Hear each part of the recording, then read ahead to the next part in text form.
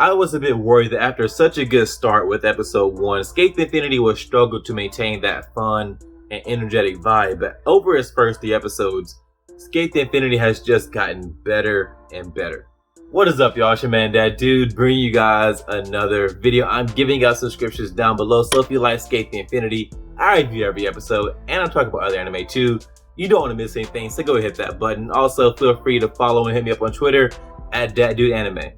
I've said in both of my reviews of episode 1 and 2 of Sk8 Infinity that I could really see some jealousy issues arising between Reki and Langa as Langa continues to improve at skateboarding.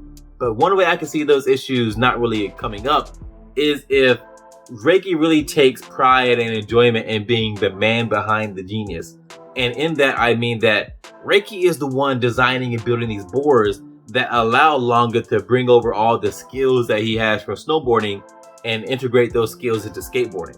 Without Reki being there to make these custom boards, there's just no way that Langa will be able to compete as he does. So maybe, and I really do mean maybe, that will be enough for Reki and he will be able to find comfort in knowing that he is the person that unlocked Langa's true potential. But I really do still think that the more natural progression of their story is for Reki to eventually get jealous of how quickly Langa is getting good at skateboarding and all the fame he is getting.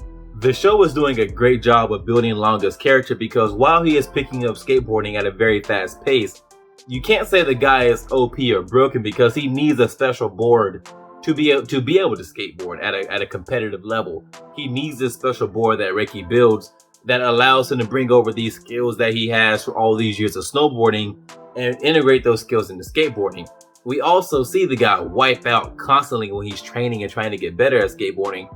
So it's never as if he's just some super cool guy who effortlessly skateboards and can do no wrong at a skateboard. No, Langa has to try. He has to put in serious effort. He just so happens to have all these previous skills that allow him to get better more quickly at skateboarding. I've already compared Sk8 Infinity to Air Gear, but another anime that this episode reminded me of is Initial D. If you haven't watched Initial D, I highly recommend go check it out. It's a really good anime and also it's just a fun watch all around.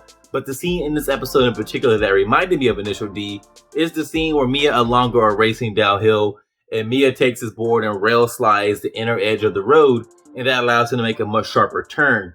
That scene reminded me of the time in Initial D where Takumi took one of the wheels of his cars and wedged him in between the curb and the road and pretty much did the same thing, where that allowed him to make a much sharper turn and get an advantage in the race. Now, I'm not saying that, Sk8 Infinity stole that idea or anything like that. It just reminded me of that scene from Initial D. And there are other similarities that you can actually draw from Sk8 Infinity and Initial D. Again, it goes back to the whole underground racing culture, and you have all of these people who may be eccentrics and how they prep their equipment or had the way they choose to race. You have all these different racing styles, and there are just a lot of similarities between the two shows.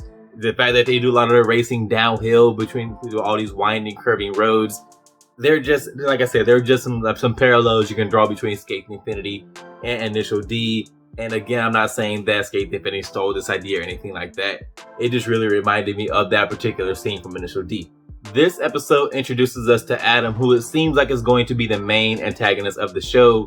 And I really hope that's the case because the guy is just utterly ridiculous in the best way. I think an over-the-top villain will do well in the setting of Sk8 Infinity because the show itself is just ridiculous. It's about this huge underground skateboarding races where all these people get together and they skateboard in an abandoned mine, and it's just super dangerous and just all around ridiculous and over the top. You have all these eccentric characters, so I think you need an over the top and ridiculous villain to really bring everything together.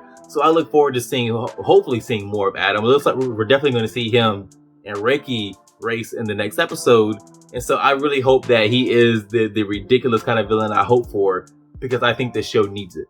Alright, that's all I have for you guys in this one. If you enjoyed this video, go hit that thumbs up. And if you were so inclined, subscribe and share. It will help me out a lot.